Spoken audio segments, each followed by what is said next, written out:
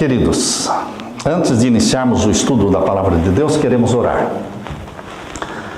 Pai Santo que estás nos céus, derrama sobre nós o Espírito Santo neste momento, que ao abrirmos a Tua Palavra, para falarmos do Teu plano, da Tua estratégia de salvar o mundo e de salvar os lares, que o Senhor nos dê luz celestial, a presença do Espírito Santo, para que ao lermos a Tua Palavra, entendamos a Tua mensagem. E que o Senhor venha fortalecer a cada lar, cada família, cada pai, cada mãe, que todos sejam abençoados pelo Senhor nesta manhã. Em nome de Jesus que pedimos. Amém. Queridos, nós fomos convidados para falar sobre um assunto que não é fácil falar. Como homem pode ser homem dentro dos planos de Deus, dentro do lar? Queridas mulheres, queridas esposas, será para a felicidade sua e do seu lar, se você prestar atenção em cada palavra, em cada detalhe deste sermão.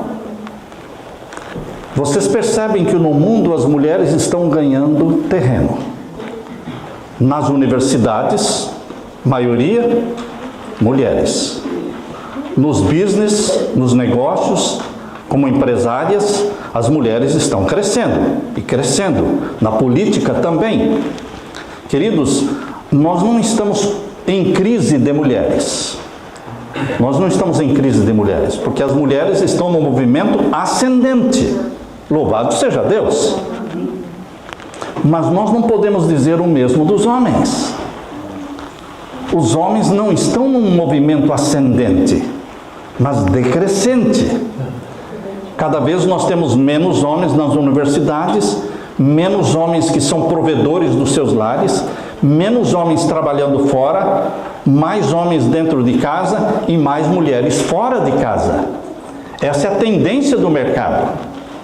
Nós poderíamos dizer que nós estamos vivendo no mundo ocidental. Eu não posso falar o mesmo do mundo oriental.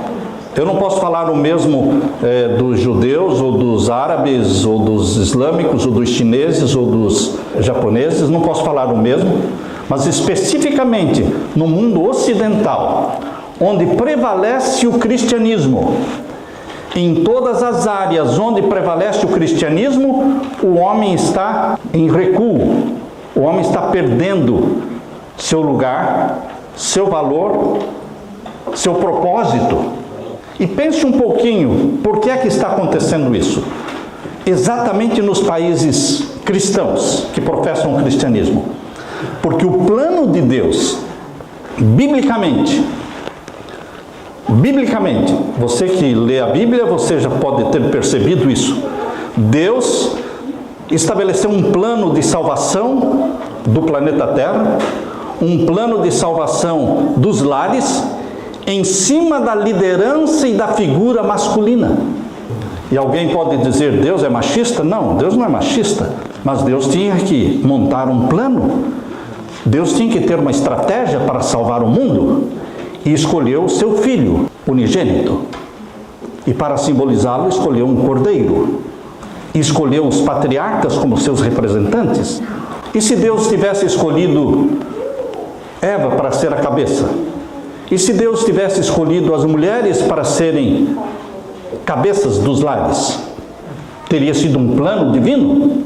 Mas, queridos, de qualquer forma, quem quiser criticar, encontrará margem para criticar. Mas nós não estamos aqui para criticar, nós estamos aqui para encarar a realidade da Bíblia. O que Deus escolheu fazer. E como é que nós nos submetemos à vontade de Deus? Como é que nos colocamos dentro dos planos de Deus? A religião cristã é a religião que mais valorizou a mulher em todo o mundo.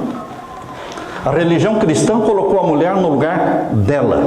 Primeiramente com Jesus, que valorizava as mulheres, que conversava com as mulheres.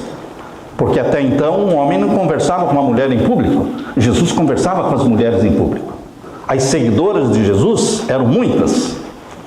Aquelas que sustentavam o ministério de Cristo, vendendo suas fazendas, suas propriedades, e sustentavam o ministério de Jesus, eram mulheres. Então Jesus colocou as mulheres numa posição de dignidade. Diríamos que nos últimos 70 anos as mulheres avançaram em todas as áreas. Mas onde estão os homens? Nos últimos 70 anos os homens vêm enfrentando uma crise de identidade e de destino, de propósito. A identidade pode ser definida como: quem sou eu? Define-se a identidade fazendo esta pergunta: quem sou eu? Qual é o meu valor? Para que eu existo dentro do lar? Isso se aplica a ambos os sexos, mas os homens em particular estão sendo mais afetados porque a Bíblia nos revela que existe um inimigo de Deus chamado Satanás, que está interessado especificamente em confundir a identidade do homem e os valores da figura masculina dentro do lar. Por que Satanás teria tanto interesse em confundir, principalmente a identidade dos homens? A razão é revelada na Bíblia. É na Bíblia que você descobre o porquê de Satanás estar desvalorizando, menosprezando, diminuindo e fazendo com que os homens recuem. Lá no Jardim do Éden, a Bíblia diz que Deus colocou Adão como o cabeça, a responsabilidade de ser o líder. Deus, sabendo que existiria muita contenda, muito conflito e desavença entre marido e mulher, pensamentos diferentes, sentimentos diferentes, Deus tinha que escolher um líder. E Deus escolheu Adão. O plano de Deus, desde o Jardim do Éden, depende inteiramente de uma liderança paternal, de uma figura masculina. Portanto, Satanás, ao desprezar o homem como cabeça, anular a liderança paternal dentro dos lares, fazendo assim, Satanás está simplesmente destruindo o plano de Deus. É muito sutil isso, queridos. É muito sutil. Nós temos que parar para pensar e refletir sobre isso que nós estamos falando aqui. Por não entenderem o plano divino, muitos rotulam Deus como machista. Mas Deus escolheu trabalhar desta forma. Satanás não pode estar em todos os lugares ao mesmo tempo. Satanás não pode, com todos os demônios que ele tem, não pode estar em todos os lares ao mesmo tempo. Satanás também não pode aumentar o número dos demônios. Estão me acompanhando? O número dos demônios, ou seja, 1/3 dos anjos que foram expulsos do céu e vieram para a terra, e eles formam o exército de Satanás, esse número de demônios, ele é fixo. Não tem nenhum a mais e nenhum a menos. Ora, imaginem quantos demônios existiam para cada ser humano quando nasceu Caim e Abel. No tempo de Sete, no tempo de Enoque, no tempo de Noé, no tempo de Abraão, existiam muitos demônios para cada ser humano. Mas hoje nós estamos com mais de 7 bilhões de seres humanos e o número de demônios continua sendo o quê? O mesmo. Satanás não pode duplicar demônios. E o número da população mundial cresce. E ele não pode estar em todos os lugares ao mesmo tempo, nem estar dentro de todos os lares ao mesmo tempo. Então Satanás criou o quê? Uma estratégia para não precisar que ele esteja em todos os lares. Porque ele não pode estar. Se ele está aqui, ele não pode estar lá. É diferente de Deus, né? Deus é onipresente. Satanás não é onipresente. Ele é limitado. Então ele criou uma estratégia. Qual foi a estratégia? Desvalorizar, diminuir a valorização da liderança masculina dentro do lar. Se ele consegue fazer isso, ele não precisa estar lá. Ele não precisa estar lá. Porque os resultados ele já conseguiu. O plano de Deus para aquela família dificilmente vai se cumprir. Satanás descobriu que na Bíblia Deus colocou o homem como marido, como pai, como representante de Deus na família. Satanás percebeu que Deus criou a família humana como um reflexo da família divina. Na família divina existe o Deus Pai, o Deus Filho e o Deus Espírito Santo. E nós fomos feitos à imagem e à semelhança de Deus. Não iguais, mas semelhantes. Então a família humana, criada semelhante à divindade, tem também o pai, tem também o filho e tem também a mãe. Quem representa o Deus Pai dentro da família humana? O homem. Quem representa o Deus Filho dentro da família humana? O filho, os filhos. E quem representa o Deus Espírito Santo dentro da família humana? A mãe. Ela que aconselha, é ela mais que repreende, é ela mais que ensina, ela mais que convence. É o papel do Espírito Santo trabalhando dentro da família humana. Mas, queridos, Satanás criou uma cultura onde os homens estão sendo desvalorizados. Mas não é uma cultura nos países onde prevalece o islamismo. Não é uma cultura onde prevalece o budismo, o confucionismo. Não. É uma cultura que prevalece nos países especificamente cristãos, que devem evangelizar o mundo. E exatamente a crise masculina está entre nós. Ele criou uma cultura onde os homens são desvalorizados, criou uma crise de identidade nos homens, homens que não são mais sacerdotes do lar. Será que eu estou falando para alguém aqui que esqueceu de que ele é o sacerdote do lar? De que ele é quem tem que chamar a família para o culto da manhã, para o culto da noite? É ele quem tem que pegar a Bíblia, cantar os hinos, chamar a família e ler a Bíblia de manhã e à noite? Orar com a esposa. Não é orar somente pela esposa, mas orar com a esposa, orar sobre a esposa, sobre os filhos, impondo-lhes as mãos. Satanás tem destruído este papel que Deus colocou sobre o homem de ser o sacerdote do lar. Deus criou o homem para que seja o provedor da família. Mas a crise econômica mundial está tão apertada de que o homem não consegue mais ser o provedor da família. Ele precisa da mulher. A mulher precisa trabalhar fora. Ninguém está sobrevivendo mais com um só salário. E quanto mais as mulheres trabalham fora, mais o lar fica desprovido. Satanás percebeu que os homens foram criados para serem protetores, mas os homens estão perdendo a noção de quem são e perderam a noção de não só a identidade, mas perderam também o destino, o propósito, o papel deles dentro do lar. Satanás não precisa estar em todos os lares para desestruturar e causar infelicidade. Basta que o homem seja complexado. Estou mexendo na ferida de alguém? Satanás não precisa estar em todos os lares. Ele não pode estar em todos os lares. Ele não tem demônios para todos os lares. Mas o que ele pode fazer? Colocar na mente do homem o complexo. Abaixo autoestima. Vocês já ouviram falar em autoestima? Pouca importância muitos dão para a autoestima. Esse negócio de autoestima. A autoestima levanta e a autoestima derruba. Deus precisa da tua autoestima para te usar. E Satanás precisa da tua baixa autoestima para cumprir com os propósitos dele.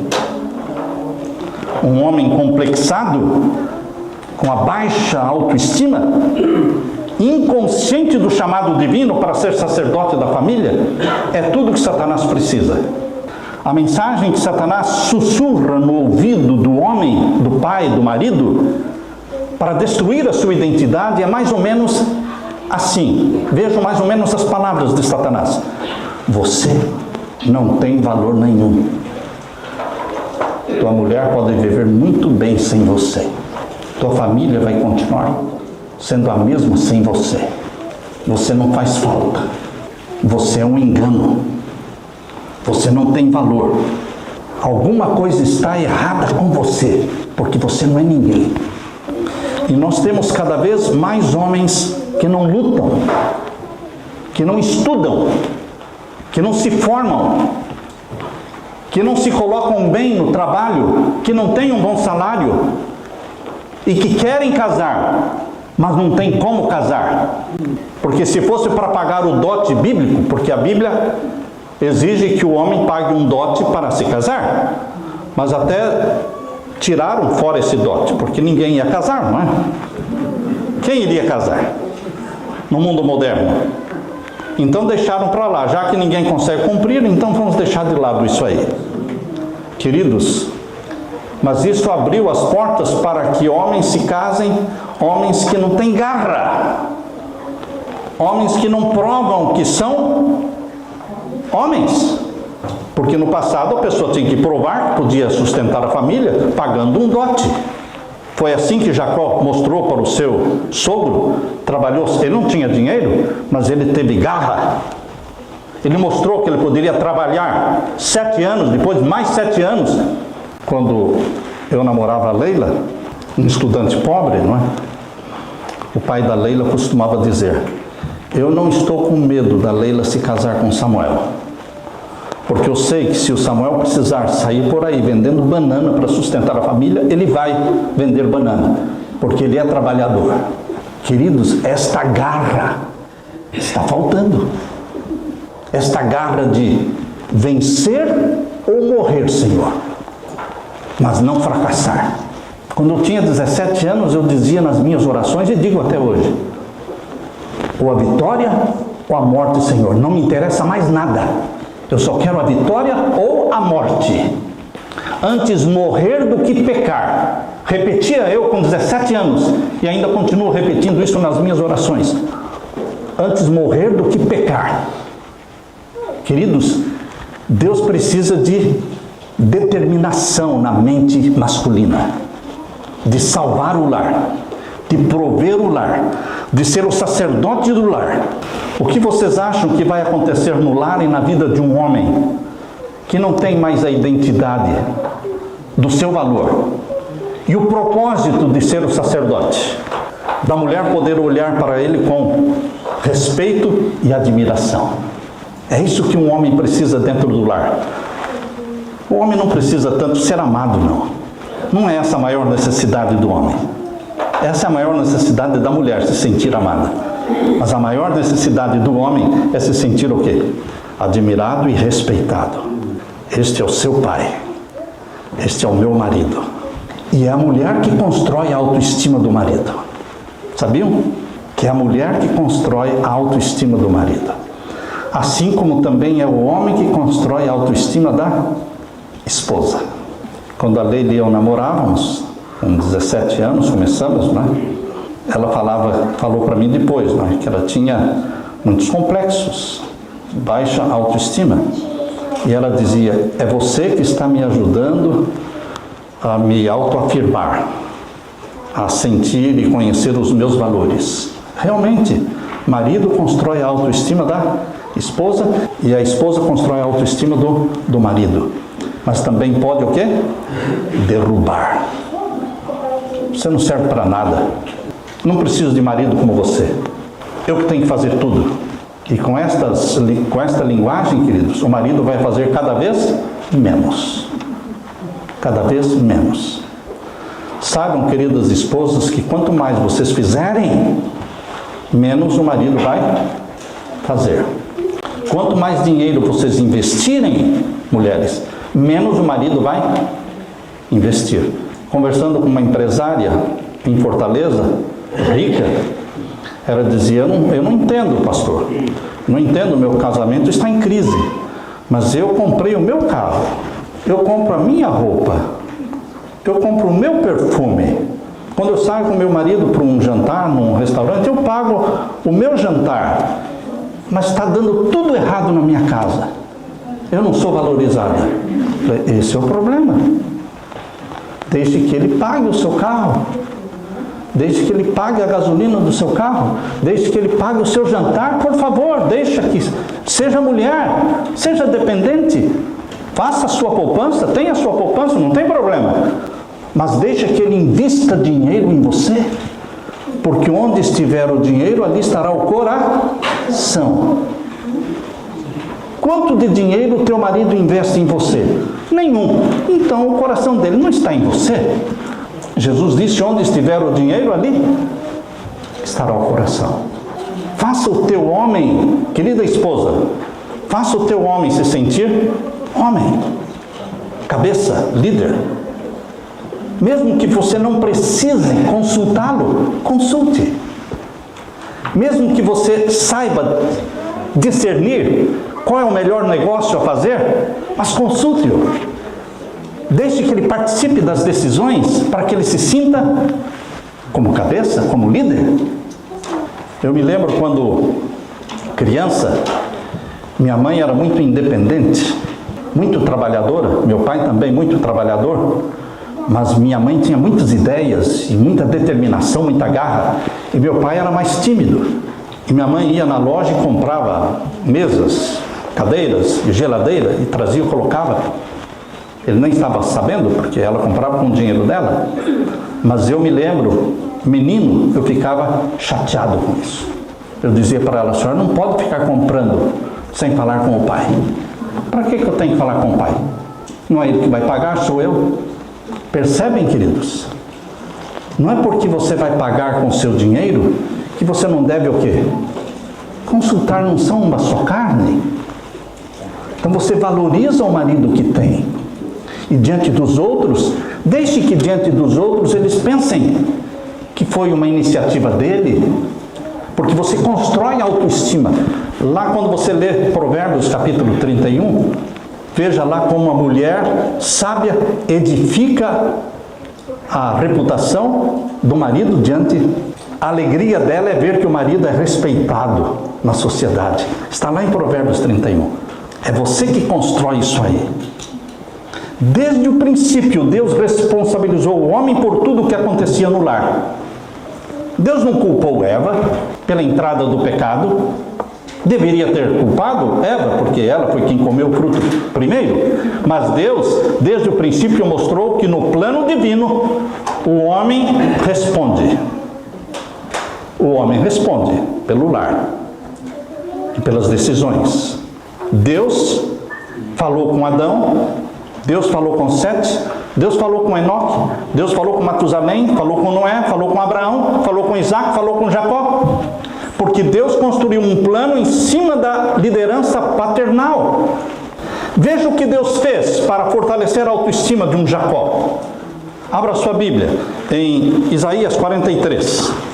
Às vezes, quando você lê esse texto aqui de Isaías 43, você pode ficar se perguntando: por que Deus foi tão enfático usou o nome de Jacó? Por quê? Deus queria fortalecer a autoestima de Jacó. Jacó tinha uma vida muito errada. Primeiramente, Deus mudou o nome dele para que ele deixasse de ser um loser, um perdedor, um enganador, e para que ele começasse a pensar como o quê? Um vencedor. Deus tira a sua mente de loser, de perdedor, e para colocar em você uma mente de vencedor. Porque Deus depende de que você pense como um vencedor. E foi isso que você percebe aqui em Isaías 43. Vemos aqui nos versos 1 até o verso 5. Abra sua Bíblia e vamos ler. Aqui diz: mas agora assim diz o Senhor, que te criou, ó Jacó, e que te formou, ó Israel. Por que Deus falaria isso para Jacó? Para que ele sentisse que ele tinha propósito na vida. Você tem propósito na vida? Os homens de hoje têm propósito na vida? Porque quem tem propósito, determinação e alvo, ele chega lá, pela graça de Deus. Mas se você não tiver um propósito, uma determinação, qualquer coisa serve.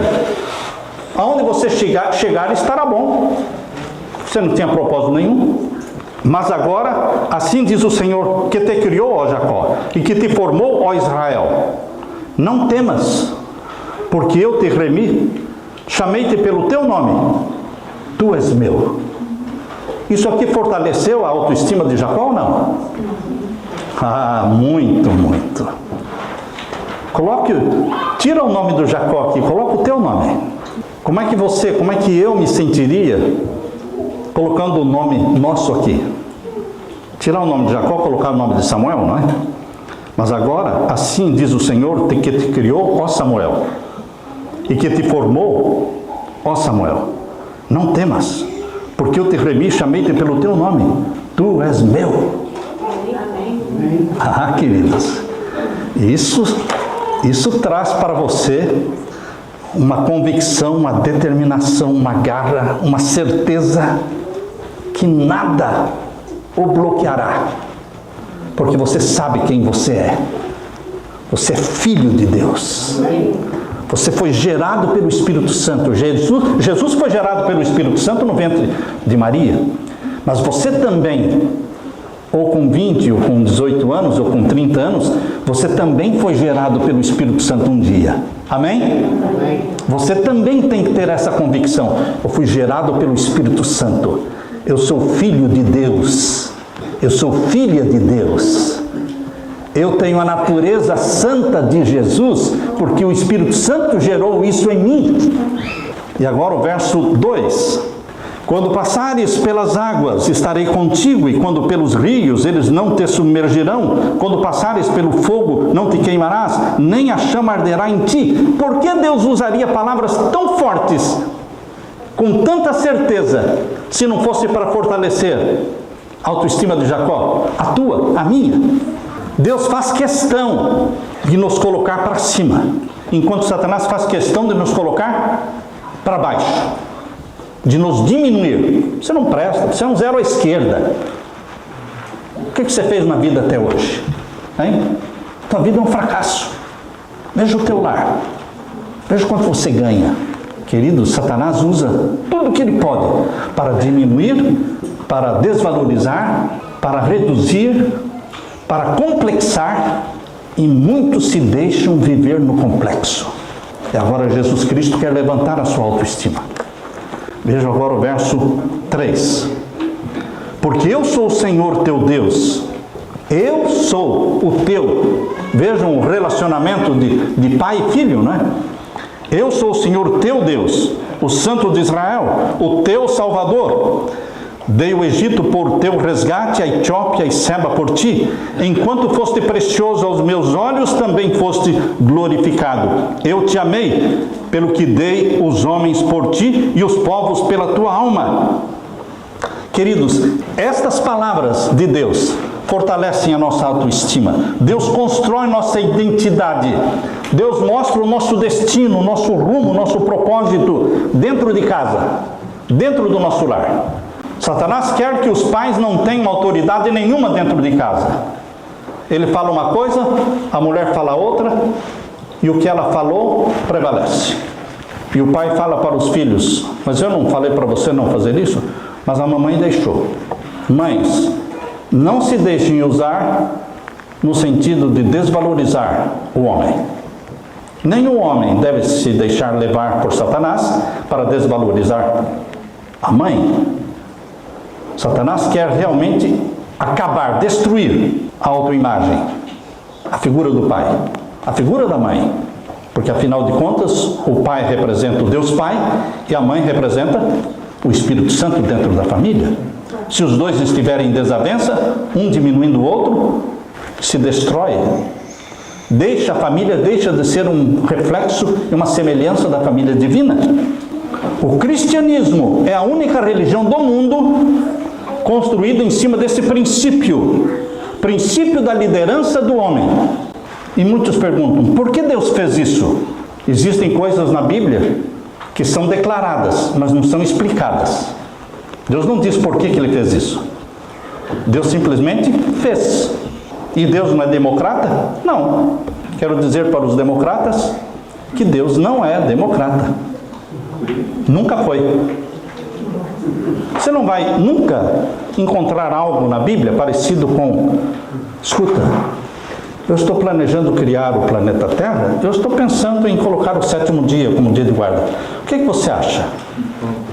O que você acha? Deus não pede opinião. Deus disse: o 7º dia é o sábado do Senhor teu Deus. Por quê? Porque é. Porque eu escolhi. Eu fiz assim. Mas onde é que está a democracia? Democracia não existe no plano divino. nem hoje e nem na nova terra. Queridos, democracia é governo do povo. Mas nós viveremos na eternidade teocracia, governo de Deus. Porque Deus sabe o que é melhor para você e Deus determina. Deus dá liberdade para você escolher entre o certo e o errado, mas Deus não dá liberdade para você definir o que é certo e o que é errado. Vou repetir isso. Deus lhe dá liberdade para escolher o certo ou o errado, guardar o sábado ou guardar o domingo. Mas Deus não lhe dá o direito de definir o que é certo, o que é errado. Ele define. Ele define o que é pecado. Não é você que define o que é pecado. Você pode escolher pecar ou não pecar. Mas quem define o que é pecado é o nosso Deus. Por quê? Porque Ele é Deus. Eu aceito Deus na minha vida como Deus. Eu deixo Deus ser Deus. Deixe Deus ser Deus no seu lar. Deus colocou o homem como sendo o seu representante. Na Bíblia e no cristianismo, é assim que funciona. Deus não pergunta sobre o adultério. O que vocês acham? Ele não pergunta a opinião de ninguém. Eles dizem que os filhos devem obedecer o pai e a mãe, e ponto final. Ah, mas se o meu pai não presta, ou se o meu pai é um bêbado, não importa. Honra o teu pai e tua mãe. Deus define o que deve ser feito.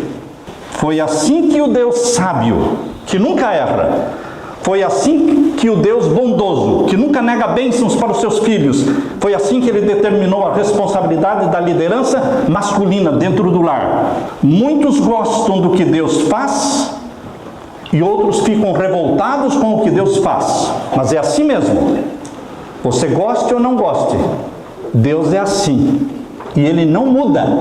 Malaquias 3,6, eu, Senhor, não mudo. Amém. Você goste do sábado ou não, o sábado é o dia do Senhor. Amém. Você apoie ou aprecie o dízimo como sendo do Senhor, não importa, o dízimo é do Senhor, e ponto final. Primeiramente a liderança foi colocada sobre Adão, depois sobre Sete, Enos, Enoque, Matusalém, Noé, Sem, Abraão, Isaque, Jacó, Moisés. Deus colocou sobre os levitas a liderança espiritual. No Novo Testamento, Deus colocou sobre os 12 apóstolos a liderança espiritual. E depois, quando os 12 apóstolos morreram, Deus colocou sobre os anciãos nas igrejas. Deus é machista? Não. Deus escolheu trabalhar em cima na liderança masculina. Mas Deus valoriza a mulher muito, muito, muito. O cristianismo é a religião que mais valoriza a mulher, mas não coloca a mulher no lugar do homem, e nem o homem no lugar da mulher. Em Gênesis capítulo 18, verso 19, nós lemos que Deus conhecia Abraão e Abraão conhecia Deus. Gênesis 18, 19, Abraão não tinha crise de identidade, ele era um servo fiel ao Senhor. Quando foi para sacrificar Isaque, Deus falou com Abraão, e Abraão não falou nada para Sara, porque Abraão não estava dependendo da opinião de alguém. Deus falou, ele iria obedecer. Se Sara concordasse ou não, ele iria obedecer. Você sabe o que é certo? Eu como homem, você como homem, precisamos fazer o que é certo, dentro do nosso lar. Não precisamos fazer uma pesquisa, se vamos assistir tal novela ou não. Não precisamos fazer uma pesquisa, se no sábado podemos fazer isso ou não. Não se faz pesquisa. Deus diz o que é e o que não é. E nós somos representantes de Deus dentro do lar. Em Gênesis capítulo 18, verso 17, Deus falou assim: ocultarei eu a Abraão o que eu faço? Eu faria alguma coisa ocultando a Abraão? Não posso fazer isso, porque Abraão é o meu amigo. Queridos, Deus quer que o homem, o pai, seja amigo de Deus. E você saiba quem você é e o propósito que Deus colocou na sua vida. Eu li sobre um seminário para casais, realizado pelo Dr. Edwin Cole. Ele fazia palestras para homens. Um dia ele recebeu um telefonema, era uma esposa, aflita, ansiosa, e ela dizia: Dr. Edwin Cole, meu marido não sabe que estou ligando para o senhor. Eu sei que o senhor vai dirigir um seminário para homens.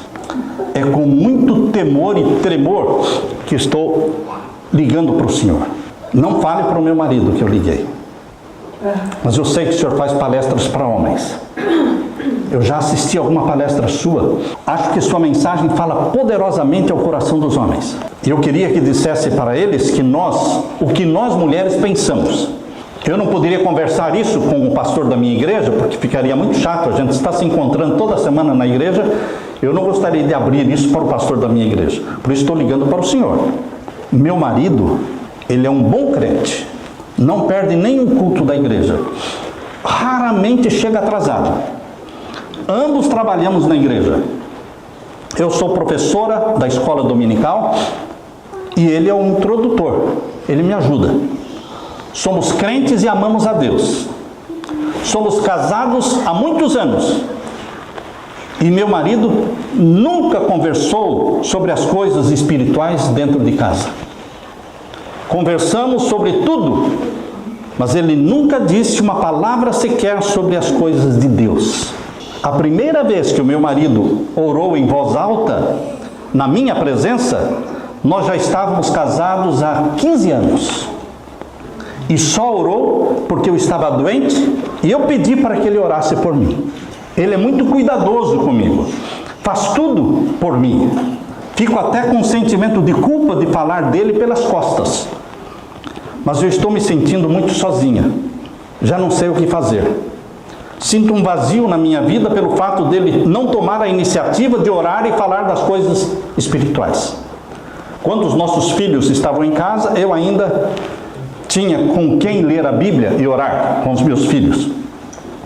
Eu li a Bíblia e orava com eles. Mas agora os meus filhos já se casaram, já saíram de casa. Meu marido ganha bem. Eu não preciso trabalhar fora. Então eu fico a maior parte do tempo em casa.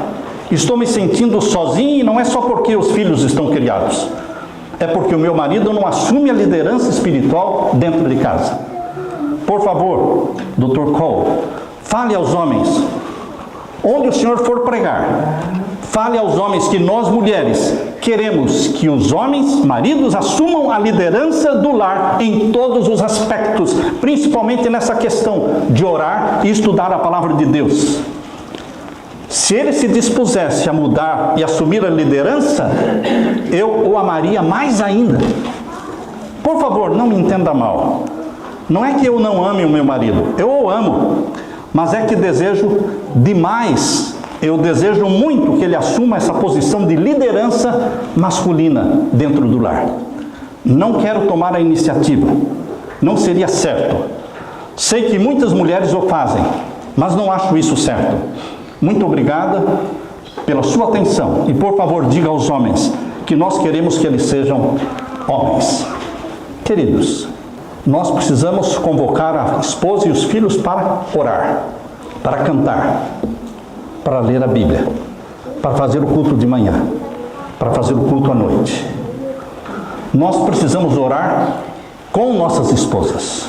Não é somente orar por elas, orar com, abraçadinhos. Existe poder na oração de um marido e de uma esposa que se abraçam e oram.